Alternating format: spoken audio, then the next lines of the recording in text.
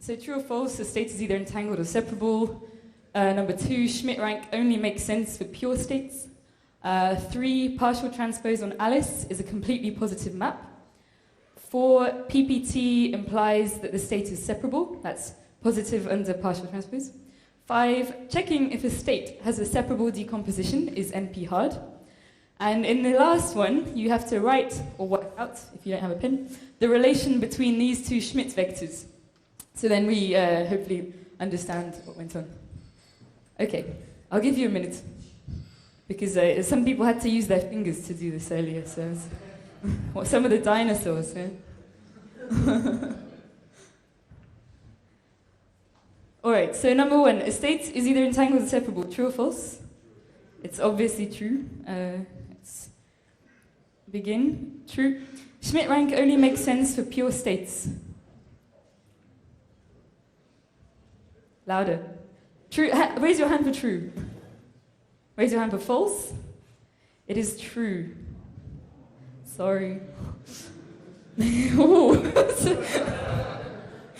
I didn't invent this.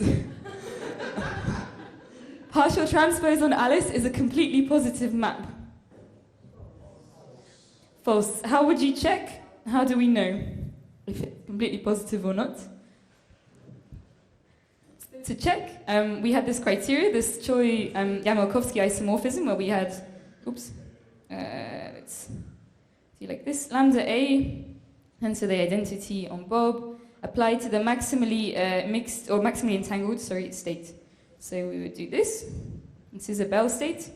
So this lambda A, you would replace with the transpose on Alice. And what you will find is that this whole matrix is not positive semi-definite. So that's how you would check. And because we checked on a Bell state of 2 qubits, so this psi plus is, I don't know which one it is. Maybe this one. One of the Bell states, its Bob's dimension is 2. So this means that the partial transpose on Alice isn't too positive. It's not too positive. Dimension of Bob's, this identity is dimension 2. Okay, if you have positive partial transpose, it implies you have a separable state. True or false? False. All right. Checking if the state has a separable decomposition is NP hard. True or false? In general. It's true. It's really hard. And what is the relation between two Schmidt vectors?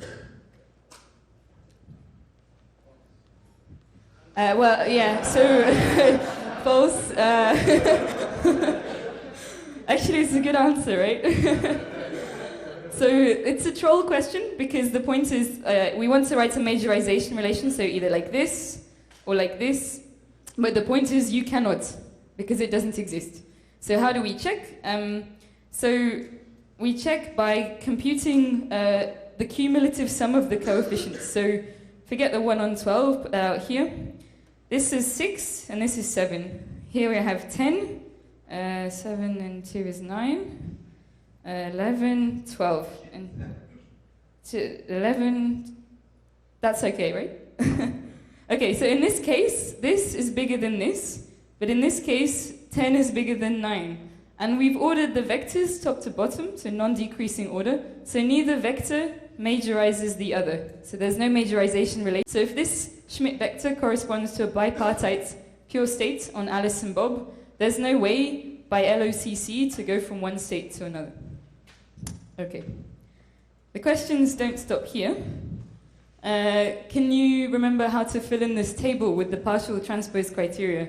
So if I give you a pure state, so the question is PPT or NPPT under partial transpose? Separable means PPT, yeah. Separable pure, separable mixed, PPT, yeah. What about pure entangled? NPPT. And mixed entangled? Both, yeah. Apart from the two special cases where it's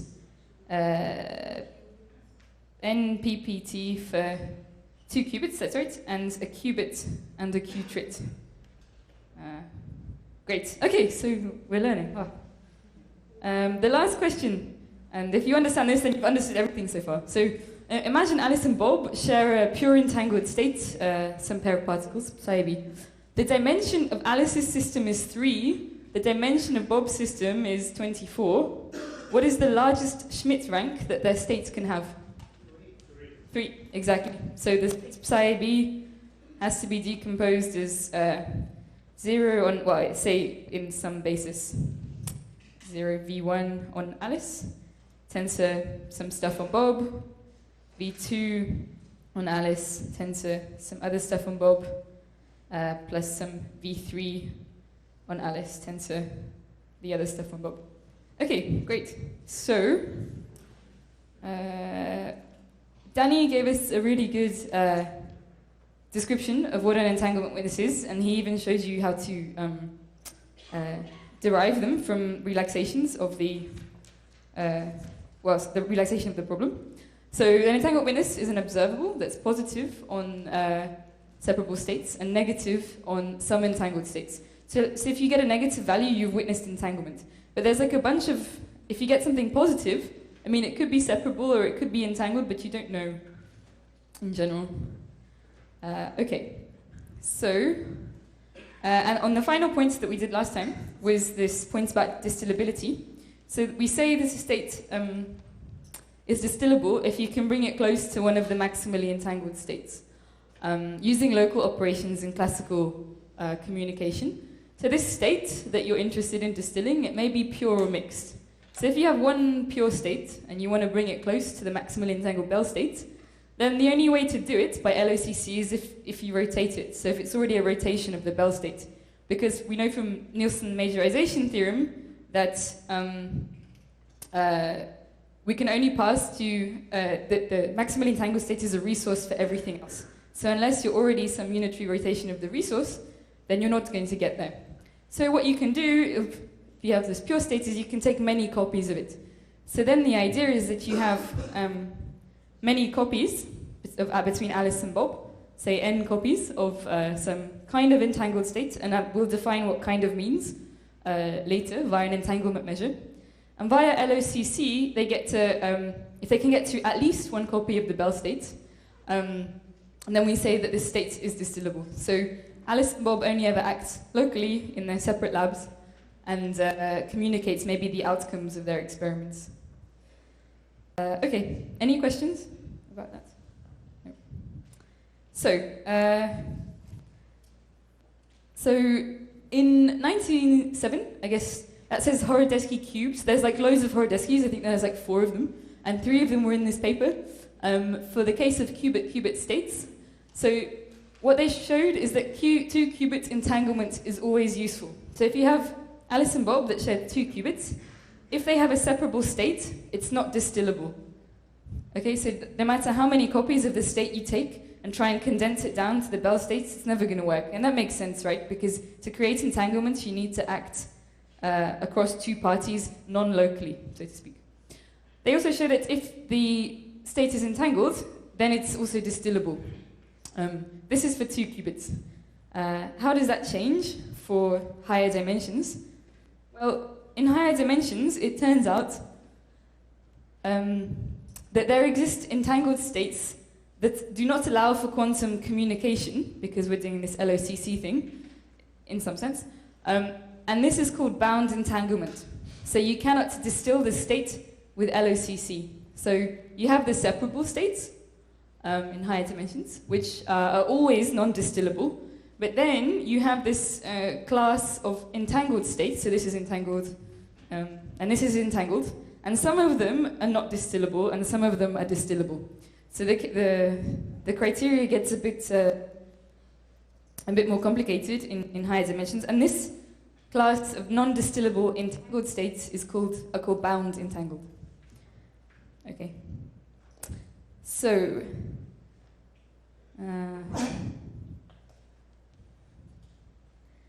and here I've made a mistake because this should be, how do I move this? These are PPT states here. So it turns out then that you have this, so this is the state space of all states, and you have states which are positive under partial transpose. So that's all of the separable states, plus some entangled states. Then you have states which are not positive under partial transpose, which are the entangled states, and of these, some are distillable and some are not. Okay, so you have positive partial transpose states, which are separable and entangled, and you have non-positive partial transpose states that are both entangled, but of these, some are distillable and some are not distillable. And the ones which have positive partial transpose and are not distillable are called bound entangled. So this is not non-distillable. Oops.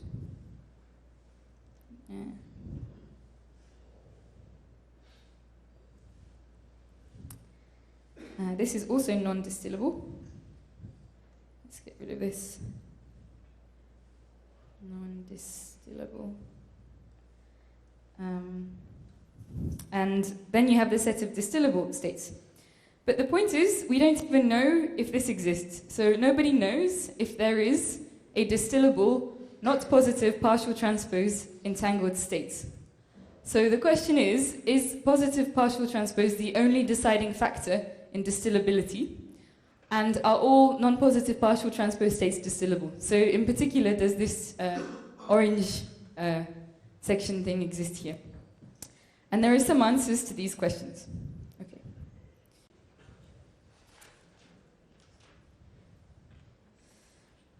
So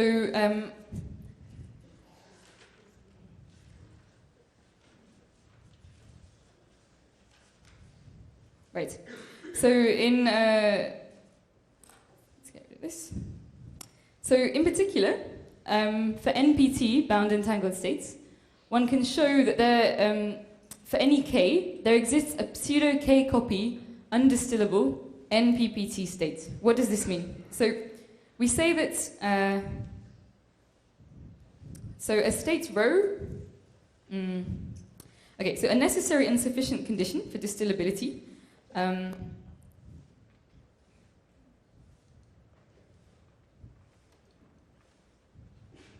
Of a state rho is that it's K distillable for some K.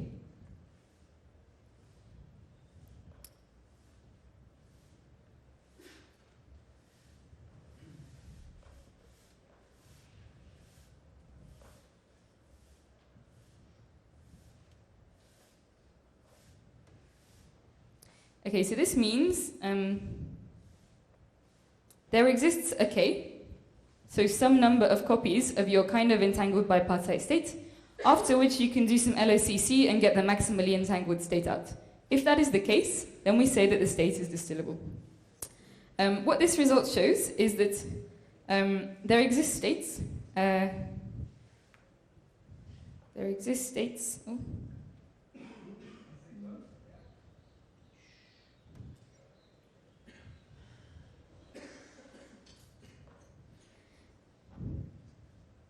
That are distillable, but not K distillable.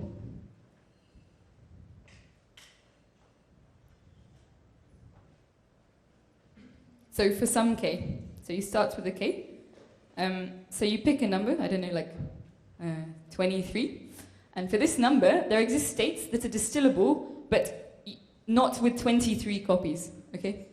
And what you can show is that for any finite K, there exists this counterexample. So all distillable states are PPT. And what this means is that in the limit of many, so you can always distill if you can get groups of these K. If you have a K distillable state, you group them into blocks of K, and then you can distill out the maximally entangled state. What this result shows is that so this indicates that there exist states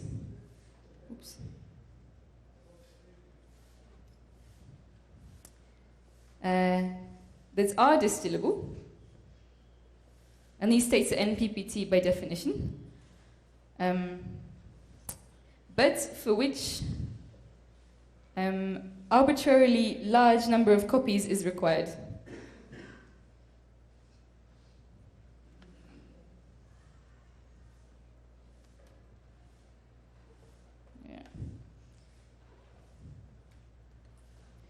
Rarely large number of copies is required. Before you can even get a small amount of entanglement out. And you can, I think in the paper he showed this for at least 9 by 9 dimensional states. Some examples. Okay, so with this, I think we will move on to the Schmidt number for mixed. In the first question, I started by asking, does the Schmidt number make sense, Schmidt rank only make sense for pure states? And the answer was yes, because for mixed states, we have to change the definition a bit and appeal to the Schmidt number. So let's start by remembering the Schmidt rank for a pure state. So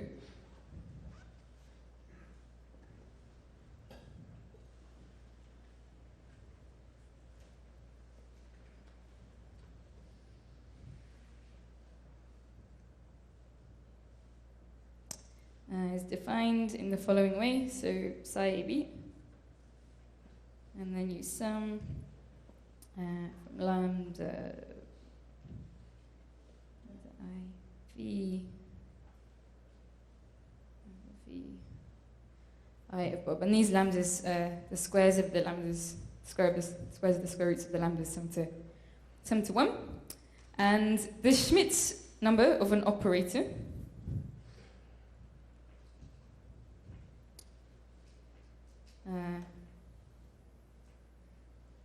Okay, maybe I should write this in better. So, this is the Schmidt rank. The Schmidt number of a density operator.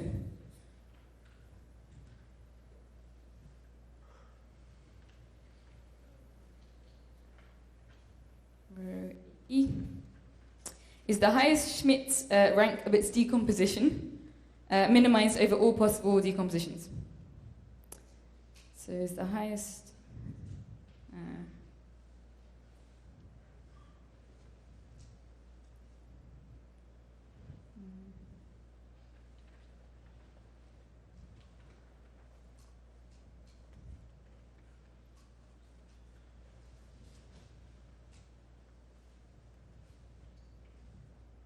So mathematically, you can write this in the following way. So we write a little r of rho, and it's defined like this. Max psi I t rho r of. It's a bit long. Okay. So So this D means any possible decomposition of rho. So this is some decomposition of rho is some PIs. PI, psi I, rho AB. And the point is you have to find out the Schmidt rank of some matrix rho, you have to look over all of the possible PIs, over all of the possible states in the decomposition. Look at the rank of the Schmidt rank of every single state in your decomposition, and find the minimum one. And what it will tell you is that it means that to rho, sort of colloquially speaking, rho cannot be obtained by mixing pure states of Schmidt rank less than D. Pure.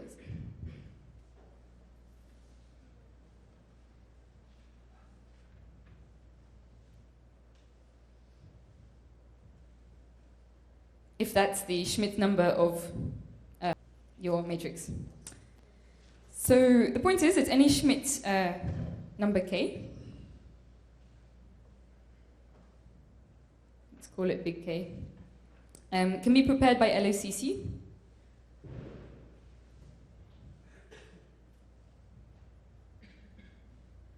using only Schmidt rank. Oops.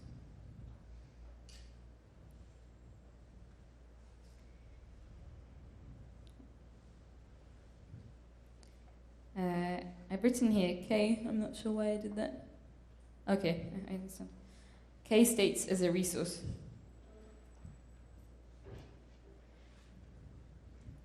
So now recall the definition of a K-positive map.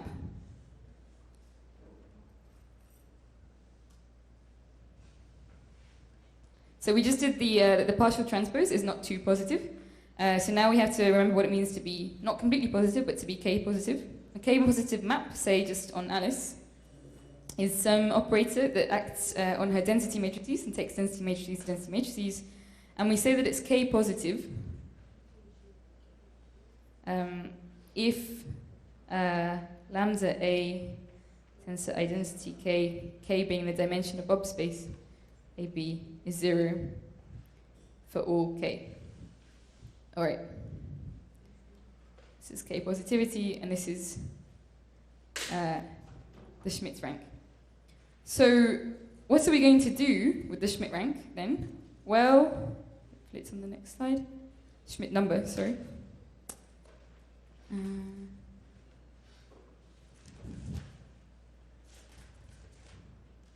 wonder. Ah, yes, maybe I didn't need that.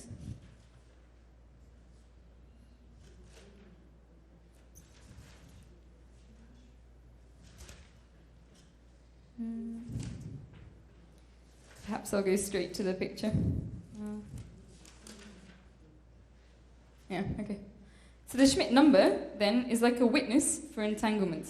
Okay, so if you have you have a mixed state, and it's given to you, and you have a Schmidt number k, which is 1, then you know your state is separable. If you have a Schmidt number of d, then your state could be maximally entangled, or it could be some other state. But in general, the Schmidt numbers of all of the states form this kind of convex Russian doll-like structure. So from the existence of the K-positive maps, we can define the Schmidt number witness. So the Schmidt number witness is a K-positive operator, this witness, that is positive on your state, bipartite state on Alice and Bob, with Schmidt rank up to K. Okay, so you can write down a witness which is positive if, say, this is, I don't know, K is D minus 1, and all Schmidt numbers less than this, and it's negative for numbers with higher states. So the Schmidt number is an entanglement monotone, and it can be used to quantify the degree of entanglement, right? It's because we know that Schmidt number of 1 means separable, and everything else is somewhere in between. So because of this K-positivity condition, go back here,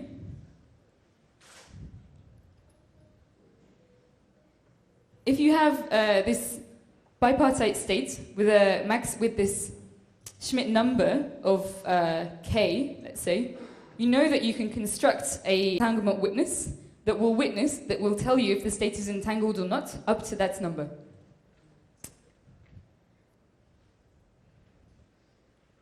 Okay. So how do we construct an entanglement witness? I guess Danny did this a bit in his lecture, but maybe we'll do it again in a slightly different way.